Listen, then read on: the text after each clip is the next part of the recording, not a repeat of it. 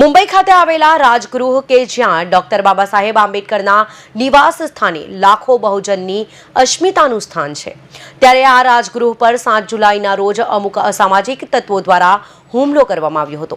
જેના વિરોધમાં શહેરના ભારતીય બૌદ્ધ મહાસભા ગુજરાત નામની સંસ્થા દ્વારા આજ રોજ કલેક્ટરને આવેદનપત્ર આપી આ હુમલો કરનાર લોકો વિરુદ્ધ સખ્તમાં સખ્ત પગલાં લેવામાં આવે તેવી રજૂઆત કરવામાં આવી હતી। 7 જુલાઈના રોજ મહારાષ્ટ્ર રાજ્યમાં મુંબઈ ખાતે આવેલ રાજગૃહ પર ડોક્ટર બાબા સાહેબ આંબેડકર કે જ્યાં તેઓનું નિવાસ સ્થાન છે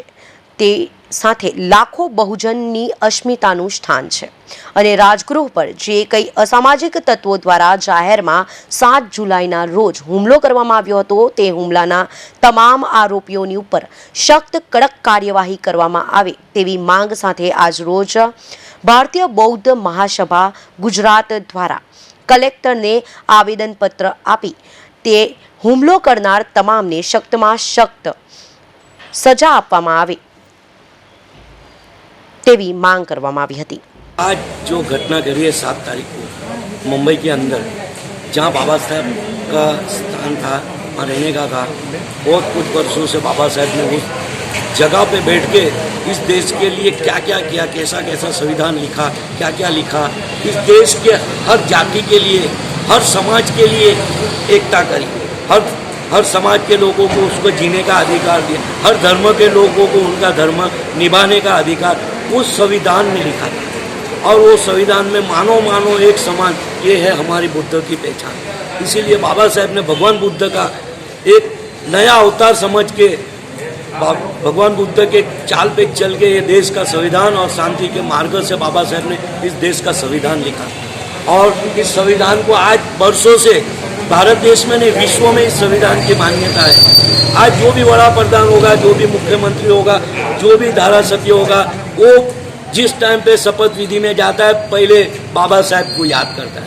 अब की बार जो कुछ हुआ है, जो गलत आज तक जो होता था कि बाबा साहब के स्टेचुओं पे होता था, आज पहली बार वर्षों के बाद आज 64 साल हो गए बाबा साहब को गुजरने को। 64वें साल में बाबा साहब के घर के ऊपर जो हमला हुआ है, जिसने भी किया है और कैसे किया है, वो घर के जो कुंडाले ये वो तोड़ फोड़ डाले, घर पे पत्थर मार के, गेट पे पत्थर मार करे, इनके पीछे कोई राष्ट्रीय है, कोई दूसरे है, जो भी हो उनको पर्दे के बाहर लाओ और उनके ऊपर सख्त से सख्त कार्रवाई कियो। और मैं तो यूँ बोलूँ कि इनका जो इस देश के अंदर नागरिकता है ये ख़त्म करो और इनको लाके अंदर करो, इनका रिमांड लो और पुलिस नहीं CID से इनकी तपास कराओ।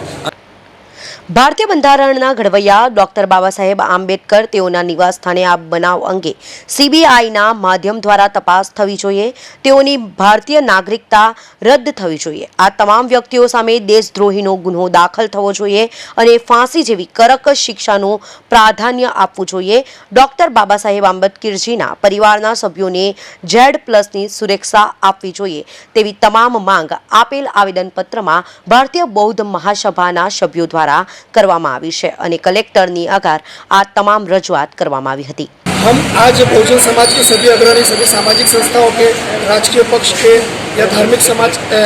अग्रणियों, सभी लोग आज यहाँ पे उपस्थित इसी कारण से कि परम पूज्य डॉक्टर बाबा साहब अम्बेडकर जिनका निवास स्थान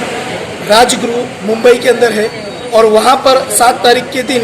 2-3 हिस्सों ने मिलकर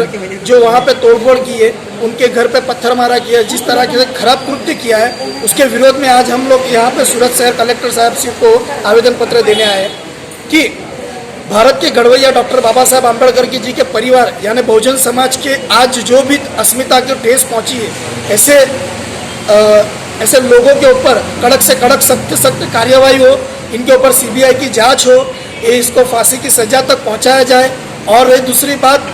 कि इनके नागरित्व को रद्द किया जाए, क्योंकि भारत के संविधान ने इनको नागरित्व का अधिकार भी दिया हुआ है। जब भारत के घड़वैया यानी डॉक्टर बाबा साहब आम्बेडकर जी ने भारत का संविधान बनाया तो उसी को प्रावधान में ध्यान रखते हुए उनको नागरिकता दी गई है। आज ये लोग उन्हीं के निवास स्थान पर जिस तरीके से ये कृत्य कर रहे हैं, ऐसे लोगों का नागरित्व भी खत्म करना चाहिए, रद्द करना चाहिए। और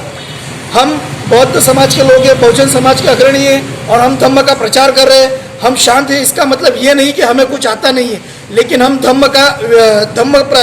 समाज का मतलब धम्म का प्रचार करते हैं, गौतम बुद्ध को मानते हैं और उस तरह हम लोग शांति का मार्ग लेकर चल रहे हैं। लेकिन अगर कोई इस तरह से करेगा तो उनको मेरा सिर्फ इतना ही कहना है कि सन 1818 में जो भीमा कोरेगांव हुआ था उसे एक बार याद करो कि हमें इतिहास वापस दोहराना ना पड़े। जब 500 लोगों ने 28,500 पेशवा को जब उस समय खदेड़ दिया था तो अब तो हम 85% है। तो मेरा सिर्फ इतना ही कहना है कि आज के युग में जिन लोगों ने ये खराब काम किया है या चाहे उसके पीछे का षड्यंत्र के पीछे कोई भी हो, कोई राजकीय हो, धार्मिक हो या